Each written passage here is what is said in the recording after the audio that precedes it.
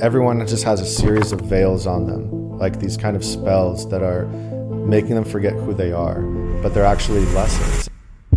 The people that play out these roles of even like hurting us, I feel are all part of these soul contracts to teach us, to help free us from this game that we keep incarnating in. And the more that we choose love, the faster all of these veils unwind and the faster all these miracles come, and life becomes really, really beautiful. Daniel Raphael isn't just an intuitive guide, he's a master of transformation and conscious expansion. As a global meditation teacher, he has empowered thousands to manifest their dreams by harnessing universal laws and overcoming life's challenges. Advising Fortune 500 leaders, he helps unlock higher consciousness, heart-centered leadership, and intuitive power. From presenting at Necker Island and Silicon Valley masterminds to offering free sessions for those overcoming addiction and PTSD. His mission is to share ancient wisdom through his DreamPorting system.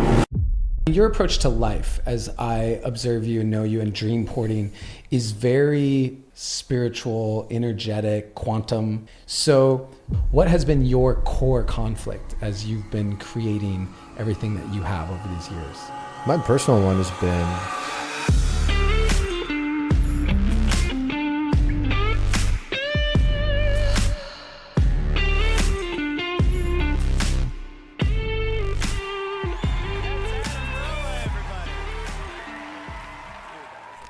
Daniel Raphael, welcome to the Creative Path Podcast. honored to be here. Yeah, and you are fresh out of ceremony and downloading codes from the universe. And so I'm excited to be able to drop in with you because you shared with me before this that you're going through a bit of a creative rebirth. And I'm excited to dive into that because you are someone who I would describe as a wizard. You're a wizard. I like to think of myself as a wizard, and you're very much a wizard. And so I'm excited to bring you to the Creative Path audience. For people who are not familiar with you, can you just give us a brief rundown of what you do in the world? Yeah, I'm the founder of DreamPorting. So it's a metaphysical school to help you be yourself, to learn how to work with reality, to materialize your dreams and awaken and integrate. And as I'm learning, I bring on different masters and teachers to help share codes with everyone. So we're all really remembering together. Epic. And so I remember when you were developing DreamPorting as a modality, you were designing and developing it. This was back during Bali, right? Yeah, that's when it opened. Bali just cracked the creativity open for me. Right. So let's start there.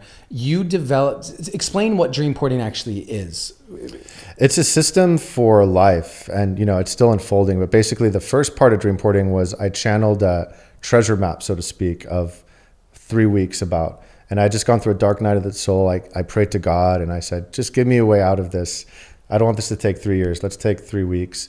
And it told me go to a waterfall on this day, or talk to this person, do this ritual.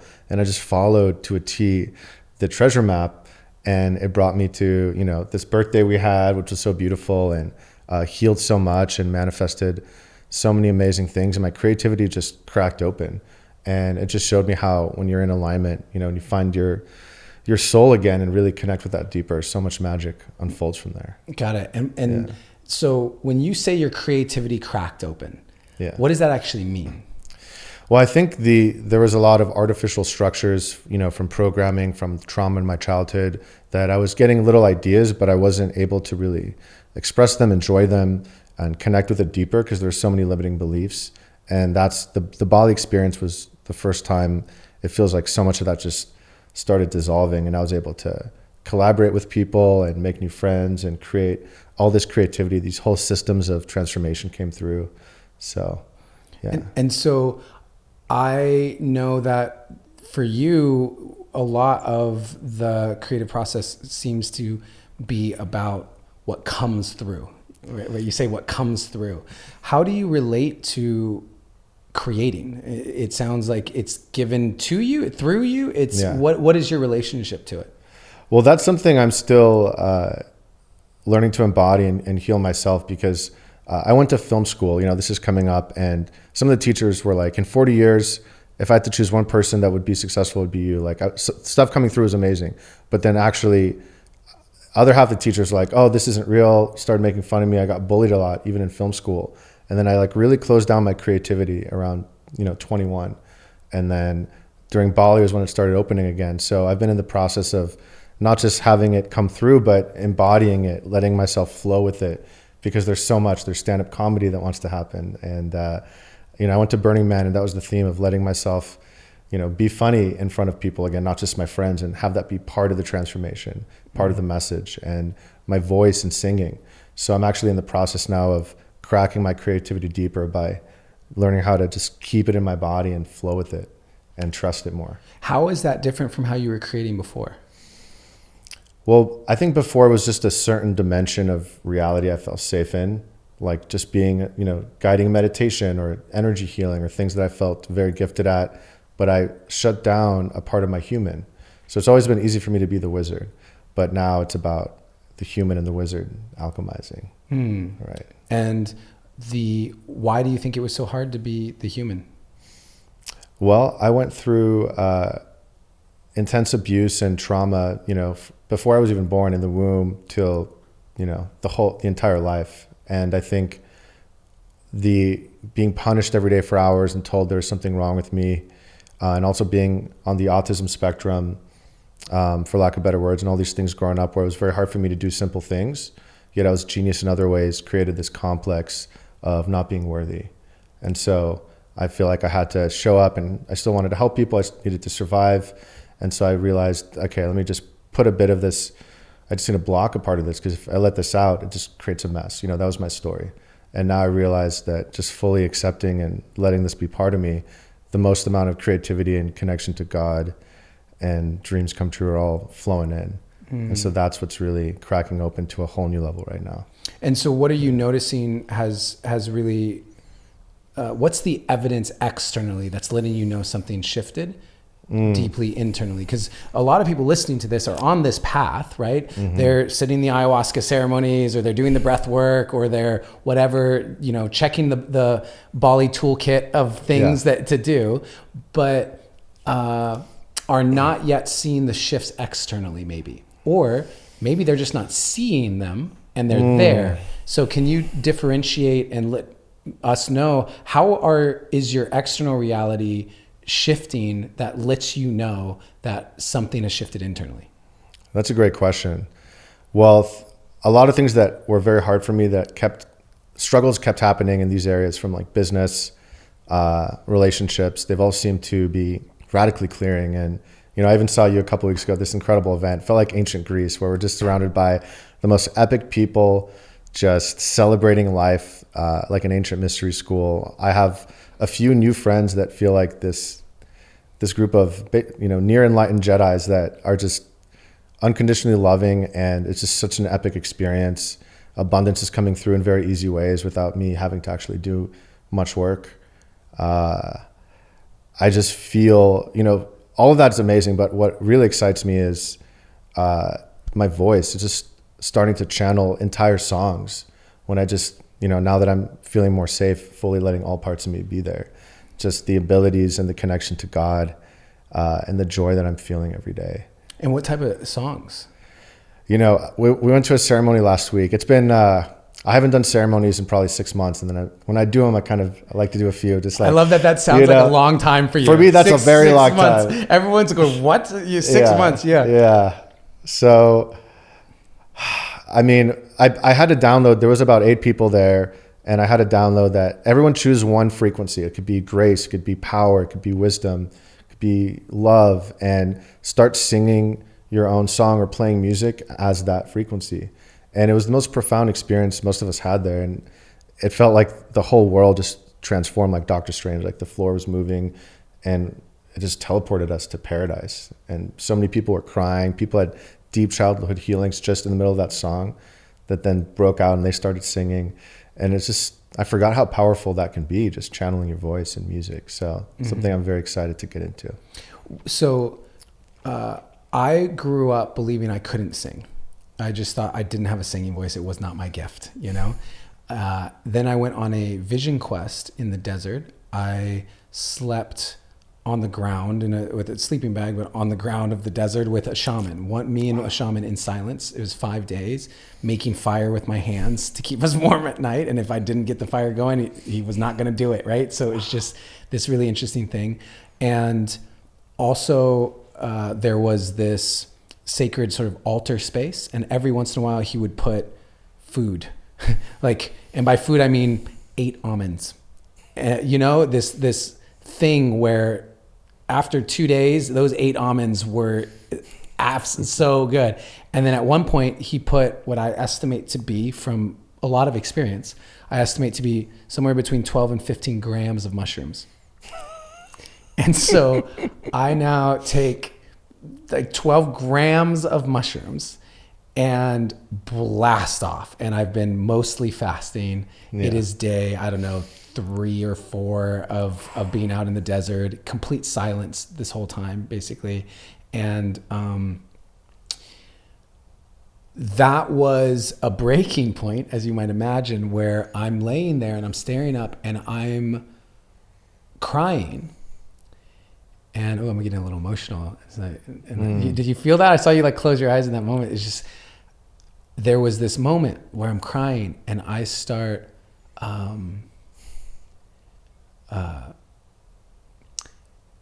humming the song, I release control and surrender to the flow, that song. And I'm just humming it. And then I start saying it. And then all of a sudden I feel what I know, the Kundalini just pops, boom, boom, boom, boom, boom. And each chakra just bursting, and it explodes out of my mouth as a frequency and sound that I had no idea I could even make. And for hours I was singing in a way that was profound. It was operatic. The control I have of my voice, the range, and I know some people are going, yeah, you were just high. No, it was a visceral, somatic experience of what was possible. And over the next several days, it started to fade little by little. And I was going, no, where is it going? And the message that I received around that was, we're not giving it to you. We're letting you know it's possible. And now it's up to you to decide if you want it. Because if you do, you now have to work for it. But you can no longer say that you can't sing. You are choosing not to sing. And that was a really powerful lesson for me. And what it also did, by just having the somatic experience of in my body, feeling that connection, I realized that being able to sing, or just giving yourself permission to sing, is so much more than the act itself. It is a transmutation process. It's an alchemical process by which you are pulling energy from these depths and translating it in such a way that's so healing and so powerful. And so that's my experience with how my voice opened up, and it made a profound impact on my life. That's beautiful. And I have a very similar experience. Having it for a few days, it's like opera and all these sounds. I was like, no way I could ever make that. So I think that's a great reminder for everyone listening that it's all within us. And I think we all have this instrument. We were all given this instrument and we can do so much with it. So I believe what you said, we all have this capacity. Everyone can sing, but not everyone's Adele. Yeah. There is such thing as talent and natural proclivity. We can optimize our vessel. So I can get to a certain point of what it sounds like for Adam Roa to have a trained singing voice and really put in that energy. Adam Roa, the dancer, or whatever it is. And then there is sort of that dharmic thing that you come in with. That's a talent. The extra. That's the extra, right? Yeah. And so how do you relate to that? And are you someone that believes, first let me just stop. How do you relate to that concept? of people that are extra gifted at certain at things. certain elements, and what would yours be? Ah, interesting. I feel like I was born very gifted in several ways that I think I was bullied for. And then it felt like half of me was extra genius, half of me was kind of like Rain Man, and couldn't do the simple things. So there was a period of time where I was like, wish God would just like make me normal, and not give me the gifts, but at least make me functional, And now I realize that I think that's part of the gift, I think sometimes gifts, you have such a ray of consciousness that can penetrate, whether it's music or comedy or writing or healing. And with that, you can kind of be blind to some other parts of it.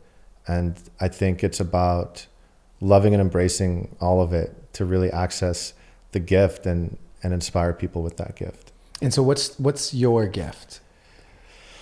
I think the gifts, the gift that I've been using has been the gift of intuition and healing, transformation. But I feel like it's been just a small part of the bigger gift, which also is filmmaking and comedy, and maybe even music. So got it. So yeah, there's a more, let's say, traditional artist unleashing in you right now. The way that people would, when I say traditional, would they think of something like filmmaking or singing or comedians, etc.? It feels like it's a whole show that's birthing. Okay. It's a mix of different things, and it's very edgy for me. Wow. Well, That's I've toured a one-man show internationally for many years. And so, yeah, we can talk off air if you ever want to like developing and touring a one-man show is something that I did for a while.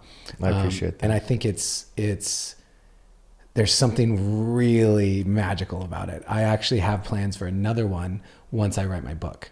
Oh, beautiful. So that's how I'll tour my book, is with a actual show. Yeah. And so it's really cool for me to hear that that's unlocking in you. Yeah. What is it that is your creative process around it?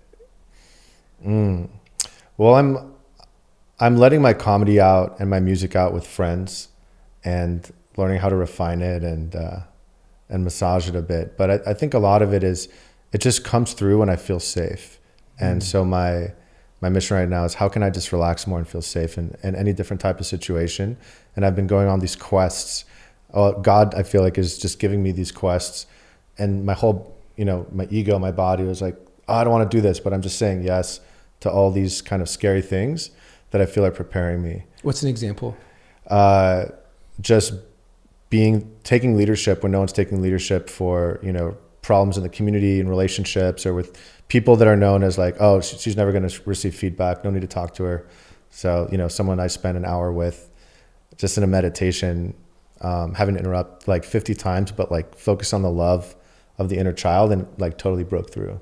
And to just like bigger and bigger things with different people, I think that no one else seems to be able to get through to. Yeah.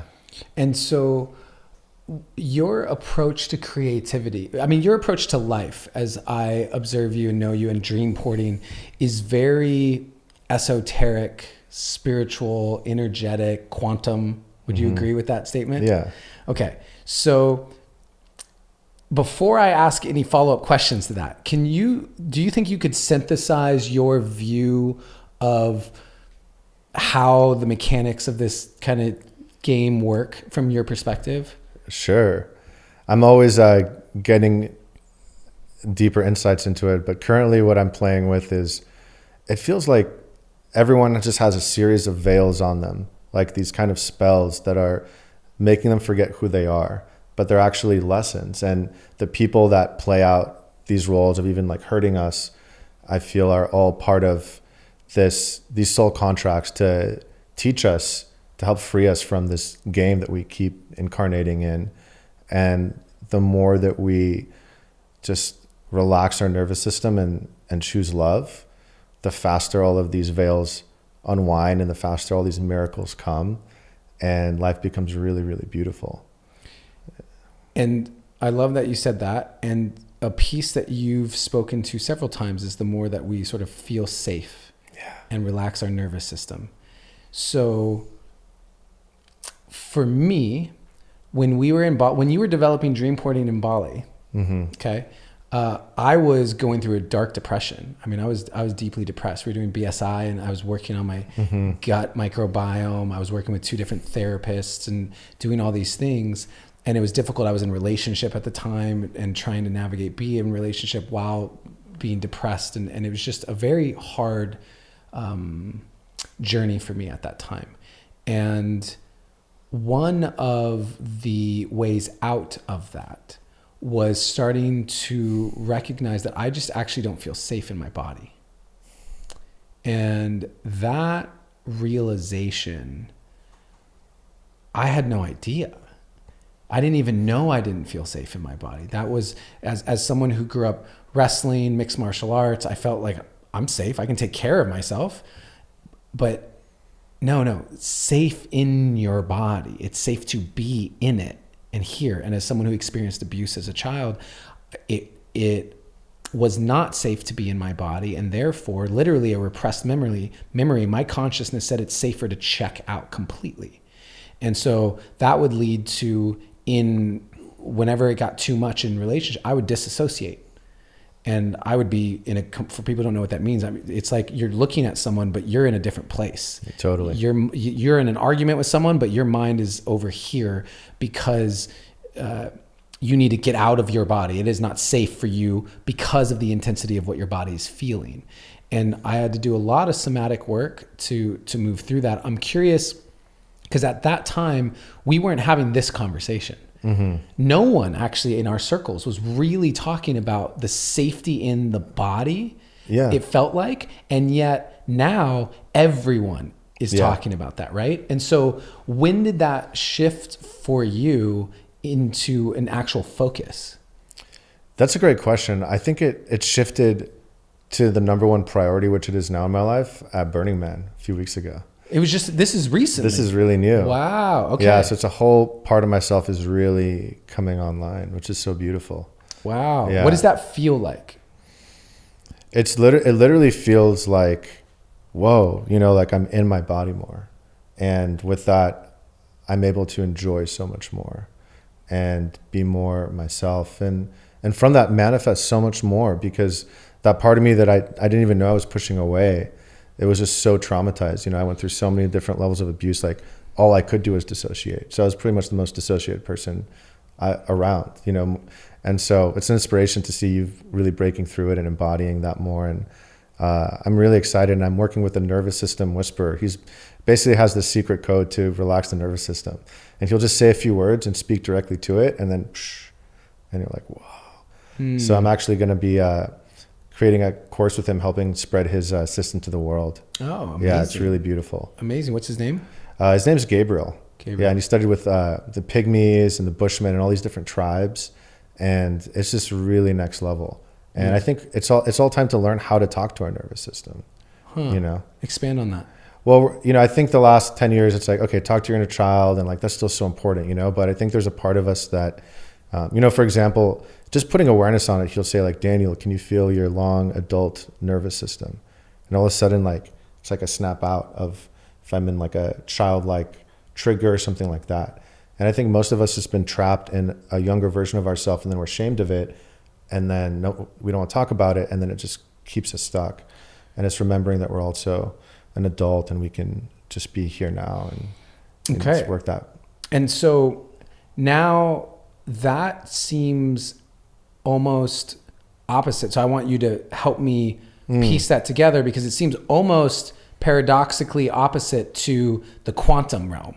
Yeah. The spiritual world, this is actually the very material 3D biology, etc. Yeah. And so how do you now merge those two realities? I think maybe part of it is doing some comedy, because it's pretty funny and paradoxical. It is. And, but it feels like I'm remembering the basics now on a much deeper level. And that's making all the quantum stuff so much more powerful and effective. And so the quantum nature of creativity. Talk to me about that.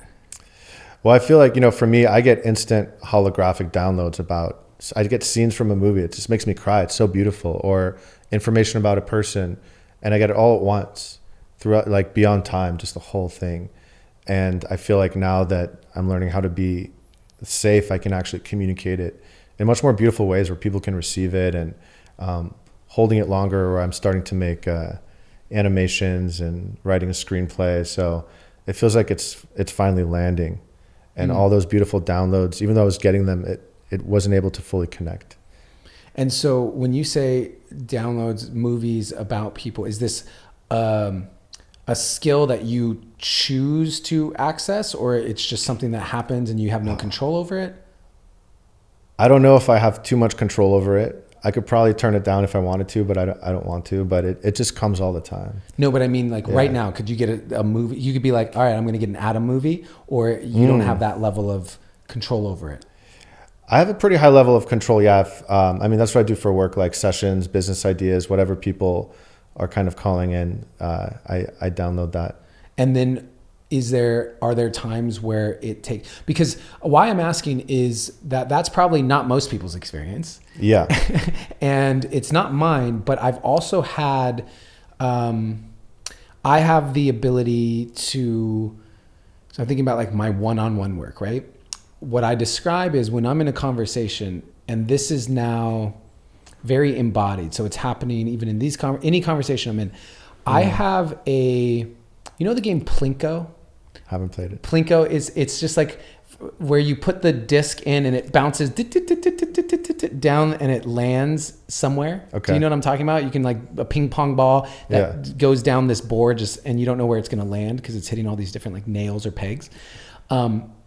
For me, that's what it feels like. It's the closest I can explain to what it feels like of how I read energy and possibilities and potentials. And so while I'm in a conversation, let's say it's with a client and we're going into something, that's happening where I'm feeling this energy bounce around, and I can feel when it like hits something and it like, ooh, it stopped flowing. Like I can feel that like almost in my body. And it's hard to explain these six senses or whatever, but that's the way in which sort of one of my main gifts feels to me. And so what that helps me do is when we're in a conversation, for example, I'll have just a normal conversation, and then I can feel when I go, ooh, there was something there that was, and then I have to decide what that was, but I can feel the like shift in energetic in the vibration of the words, or in the frequency of what's said, or the nervous system of when it's said, whatever it is. And it's very quantum and hard for me to explain, but I can become more present and turn it on, right? When I'm in a coaching capacity, it's like, all right, I'm going into this mode. When I'm in medicine space, it's super heightened. But it's also something that's running in the background all the time. And it'll hit me, and I didn't even realize it was necessarily running. It wasn't intentional. And that's why I was asking for you, is that similar for you with this, or do you relate to your superpower a little differently? Yeah, that unlocks something that's a bit vulnerable that I haven't really shared before, perhaps, but that definitely happens. And also I could see how someone's choice, how it will create the future, and, even things yours, there's just so many layers of a holograph that I see at the same time sometimes when I see people and their words and the frequency. So there's just so much information, and there's so many ideas that I feel like it's almost been like too much creativity or too much information. And that's something I'm learning to, I realize it's not too much. Like God didn't give me a gift that was too much, but it was the human elements of, now there's a delay between, because I see something, it's like, oh, watch out for this. I care about you, you're my friend, but maybe their ego is not going to like it. And there's been a part of me that's been trying to manage that or think about it. And now I'm finally just saying it. And the right people are so thankful, and we're just growing so fast. So I feel like, for me, the creative force and the God force is, I'm just allowing it to be there with more trust. And so how do you nurture that force? I love that word. Well, part of it is just using it more every day. Like I'm living with a new friend now. We're praying every day. We're making music every day. we're moving our bodies. So that's been really helpful to just nurture that force. And I think it's just the same as nurturing myself. You know, the more I nurture the inner child or my nervous system, the parts of me that need that, the more that channel just opens and it becomes like the opera, just so beautiful. I'm like, wow, I couldn't even realize that was in there, right? So do you put routine around it? Do you structure a morning routine, or is it very fluid? I have in the past, and I went through my own kind of travel, you know, initiation period, and now I'm definitely going super deep in routine again, and just making sure I, you know, mind, body, spirit is all tuned up and worked out, and it's been really helping. So what does a Daniel Raphael routine look like? I love waking up now and just going out to the sun and praying and just receiving information for the day. And I tune into, is there anyone I should reach out to? And just all these ideas come out, and then have a little morning elixir, do some of the creative work. Everything's kind of shifting in my life right now too. So it's all shifting, but I'm working out again more, going on walks, jumping in a creek, more and more nature. And then at the end of the day, I love just spending it with a friend or two. And again, like making music, just channeling. Sometimes we get insights for each other. We're just, feels like we're on the spaceship right now, just really beautifully ascending. Yeah. And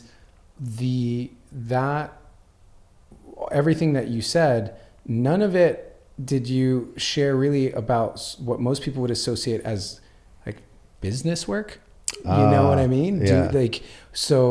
Do you, I mean, you have DreamPorting, right? You have this school that you're teaching. So where does that fall into this mix? Well, I was working so hard on it. Actually, I was working too much on it. And then I had this whole initiation period happen. And what's happening is just like I've been reborn recently. I think DreamPorting is also being reborn. And I feel like part of it is I always want to be the student, you know? And I feel like it's not like I stopped being the student, but I want to bring it back into balance. And right now, there's some incredible teachers that are changing my life and focusing more on just bringing their work out in this season while I work on creative projects. And then I feel like a deeper material is coming through me as well, but it's not fully there yet. Right. So I'm kind of taking a little more chill time with what we call business. And I feel like the deeper business right now for me is letting those other parts of my creativity unlock and be expressed. This is actually, and tell me if you're tracking this with the people. This is a very collective thing. This is a collective thing, right? Yeah. This is the number of people I'm having this conversation with that are, there's a few themes, right? So one of them is simplifying. Simplifying and is being like, I've offered all these things and my funnel and my team, and just going, no. I just had Stefanos on this podcast, and he said he's been considering just going back to one-on-one coaching. No programs, just I work with one-on-one clients, and I've thought about doing that because that was, you know, since back in the day, that was my primary thing. Put out art and do one-on-one coaching. That was it. Yeah. And the reason why I then wanted to scale was because my poem went viral, and suddenly I had thousands of messages from people who wanted help. Yeah. Not like a product. They just wanted help, and I didn't have a way to help them. And so I need to build this out so I can help people who need it. And then that led me down this journey into entrepreneurship and all of these things. And now that I've gotten to a place where like anything I launch at this stage does well enough to justify, you should probably just do it again or run it again. And I never actually do. It's like, okay, 6 figures here, 6 figures here. Let me just do this every 3 months, right? But for me, there's a desire now to simplify. That seems to be a theme. And then there's another piece here, which is I'm also looking at what's my body of work, meaning what is the modality or what is the methodology, the frameworks, like what is the actual thing that's not just here's a course, but here's I spent a lot of time with Richard Rudd and with Gene Keys, and that, you know, there's a whole body of work there. and then a mentee who do somatic movement through hip hop dance. There's a whole body of work that they've been developing for 7 years. And I see a lot of people also having a call to sort of ground what they've been doing into like a body of work, for lack of a better term for it. And so simplifying, which you could almost say a body of work is simplifying a lot of different things into kind of one core element. It sounds like you're tracking that as well? 100%. I think it's in the stars, and I think it's not just body of work, but overall alignment. Like the universe is squeezing us all in a way to just really go to the quintessence of why we're here, what we want to share. And if we're on that journey, miracles are just blossoming everywhere. And if we're not, it's making it harder and harder to hold back and keep the brakes on. How does someone find that quintessence? Well, oftentimes you can see it from, clues of what did you love doing as a child before we were so programmed? What is your biggest challenge? For me, one of them was just feeling so ashamed of myself. I was like, there's something wrong with me. I got to go heal myself. And now I'm, creating that into comedy where it's like, I'm basically going to make fun of myself as part of it, but in a healing way, in a loving way. And so, those are a couple breadcrumbs that you can follow. And then also just when we get quiet, listening to the, it comes out like, oh, wow, wouldn't this be amazing? And then usually these limiting thoughts come through. If you really just trust that, it's always there inside of you. Isn't it interesting how the stillness is what sparks the desire to be active? Yeah. You know what I mean? I'm about to jump into my book and write my book for November and December. And I've gotten an Airbnb in a place in the world I've never been before. And I'm just me for 2 months writing my book. And I am creating a lot of space. Because what I noticed is when I create space, I want to create. Yes. I naturally want to, I find when I stop doing, suddenly I have ideas I want to share. Suddenly I record a video on a walk that I'm inspired by. Suddenly I'm writing more poetry. Like it naturally happens in space. And yet so many people, myself included at times, get caught in the idea that we need to do. That's how we create. Mm-hmm. But the space leads to creation. And that has been a theme on this podcast. Because as we talk about creativity, almost every guest speaks to the importance of spaciousness. I love that. That's why I went to Bali, and DreamPorting was created by creating that space and just trusting. Bali is a place where people go. It's a good space. to create space. Yeah. Cool. Well, one of the ways I'd like to land the plane of this podcast is by looking at what I feel are 5 steps that people can follow to build a life in which they are able to live creatively. And by live, I mean also be financially compensated for their creativity that they put out into the world. Okay. And those 5 steps, I turn into 5 questions that I ask each guest, and I want to ask you, okay? So the first one is we need to identify our core conflict, because that core conflict is the lens through which we're perceiving every step of our life and what we're trying to create. And if we're not aware of it, it becomes an unconscious sabotage mechanism. And so what has been your core conflict as you've been creating everything that you have over these years? My personal one has been, I feel like just fully accepting myself. It's been very hard on myself. That was my trauma growing up. But I feel like to make that universal, we all have that in a way, in different mystery schools, they call it the great adversary. You can call it the ego or the devil. We all have, this force is constantly trying to show us our vulnerabilities, and the more we love it, then boom, we overpower it. Do you feel as though it's something that you overcome eventually, or do you feel it's just actually something you will always deal with? That's a good question. I don't want to project, make an assumption in this lifetime. I feel like there have been people that have transcended it, but they're very rare. Maybe that's enlightenment, right? when you transcend the ego, I definitely know there are some beings that have achieved that, and it's a journey. How do we know that beings have achieved that? That's a good question. You know, I don't feel like I've actually met one, and Right. I've actually met dozens of masters. I think they're still masters, a lot of them, but I could still sense some human aspects, and that's okay. But perhaps, you know, prophet level people like Christ, maybe not, maybe.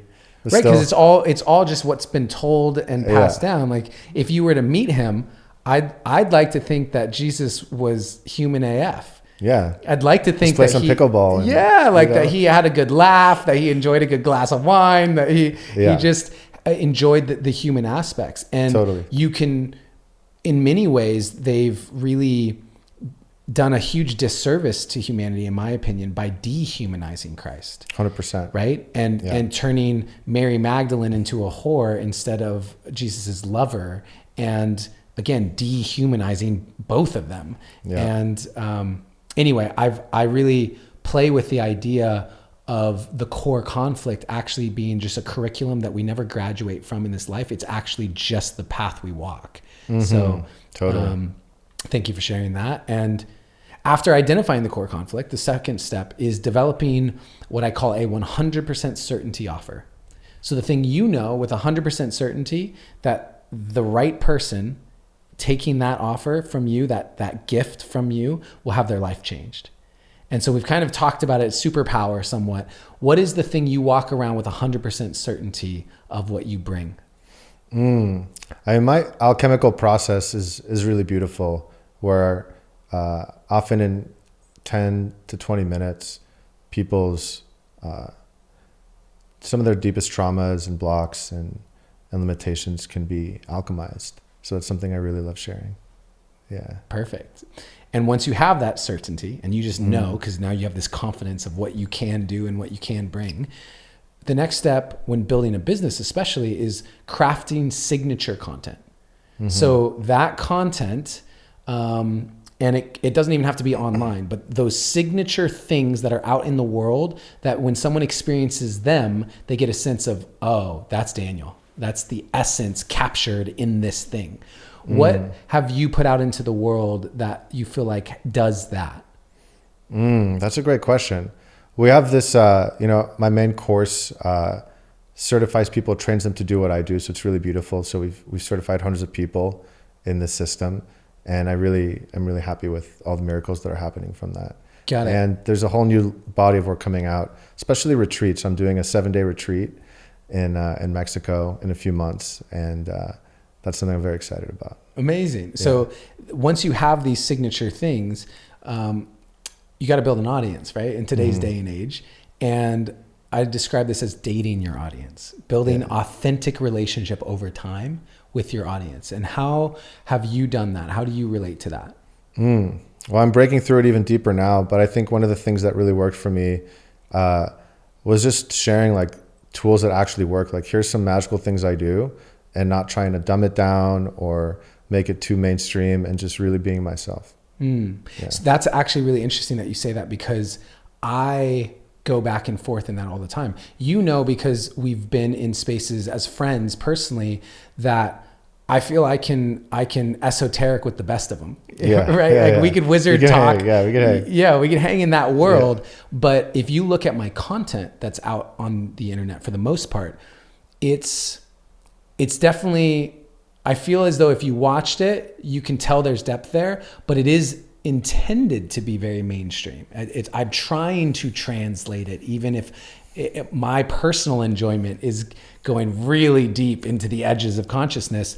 It's like, how do I bring it back over here? And I've asked myself the question if I've done a bit of a disservice, because to your point, not to dumb it down, not to change it, to speak to it the way that you and I would talk about it is how you speak about it there. And I wonder sometimes if it would be more effective for me to speak in that way instead of trying to make it more mainstream. So it's just an interesting exploration that I've had. Yeah, that is. And I think it goes back to quintessence. You know, it is so important to make things simple. So I think you're doing a great service by doing that. And maybe trusting if one day something wants to come out that's a little more edgy, a little more wizardy. It's in my body of work. exactly. Yeah. Yeah. And so after we have this and you've started to build that audience, I think it's important to build the monetization ecosystem. This is the step now where we go, okay, well, now how do you monetize all of this? And I'd love to, it sounds like things are shifting, but I remember when DreamPorting was just being developed, and now it's become incredibly successful, and you have blown up financially in so many ways and opportunities in so many ways. And how have you approached the business side of this? That's a good question. You know, to be honest, it's been a full spectrum journey. I've never really taken a business class. I'm not particularly good at business. So I would just do these Zoom calls and get a bunch of people, and miracles would just happen. And I would be channeling my content, and I've learned a lot from it. I've made some mistakes, and but overall, you know, we've had tens of thousands of people that have transformed. It's just, you know, my favorite part. But I would say it's just really about having the right team, and it took me a while to have the right team. But all of it was a reflection of the limiting belief that I couldn't be supported, because that was playing out from childhood. So then at the end of the day, the most important part is really to keep doing the inner work, because everything's reflecting that. And the more I would do the inner work, the more I could receive more support and grow more and do more of what I feel is my mission. What does your team look like now? What have you built out at this stage? It, you know, in the past year, it transformed a lot. A lot of shifts happened. And again, I realized it was less about me needing to get business support and from all these different specialists, to just really just simplify and be like, what am I doing now? And just having a few, really kind of minimize the team to just a few people that feel really in harmony. And it feels really good now. How big is the team? Right now, I would say we just have 5 like core people and a handful of people on the outskirts also helping a bit. And it's transforming. I feel like it might even turn into something else or be more of a council-led organization. Oh, interesting. Because you're the face of it, right? But do you desire to stay the face of it? That's a good question. You know, it could be where that's just, you know, I'm the face of this kind of system, and we create another organization where I'm one of 8 to 12 amazing people that we can all, you know, I see it becoming a game, this gamified, kind of like a CrossFit for your soul. And people all over the world can start doing these games and exercises and open their hearts and wake up and heal things, so that it's just more accessible and more enjoyable, and even simplifying it deeper. So that's what I'm excited about. Yeah. Well, I appreciate that you're sharing that, because there's a lot of similarities in my own journey right now. A lot of people I'm talking to, which tells me that it's being asked of us.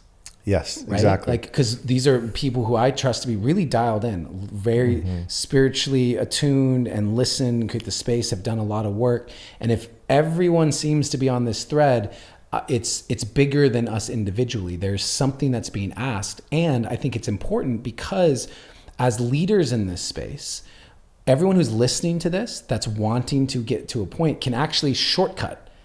You don't have to go and do it the way that we did it to get to this point where we're now saying simplify. Right. There's actually hey, this is where we're headed. Meet us there. You don't have to follow the exact same path. Learn, and also notice that we're paying attention to, there's a desire collectively for simplification and also grounding into just like stability into something. And the quintessence more and more. And so I'm excited to figure out what that is for me. I'm not even quite sure. And I'm excited to see what it evolves for you. That'll be really beautiful. So why don't you let people know how they can find out more about you, what you do, and follow along this evolutionary journey where you're going to be sharing more comedy and maybe music, who knows? Yeah. And thank you for offering the support. Well, my website is dreamporting.com, and my Instagram is Daniel Raphael with the number 1. So please reach out to me. I'd love to keep in touch. Yeah. And so for all of those of you who have been on this creative path with Daniel and I today, thank you. Thank you. These are really important conversations, because creativity is the way that we are going to make our way through what could be some very turbulent times. And so I appreciate you being in that with us. If you've gained value from this today, make sure that you follow, subscribe, do those things. But most importantly, please share. Share with someone that you think would enjoy this conversation, and then tag us on social media when you do that so that we have an idea of what resonated most with you. I really appreciate you being with us today, and I want to remind you that always, in all ways, you are seen, you are heard, and you are loved. Blessings, fam. Thank you so much for watching this video. I really appreciate you taking the time. If you are interested in building a life that you love through the 3 pillars of relationship, business, and creativity, then I encourage you to continue checking out more of my content, including this video, which I really think that you will like.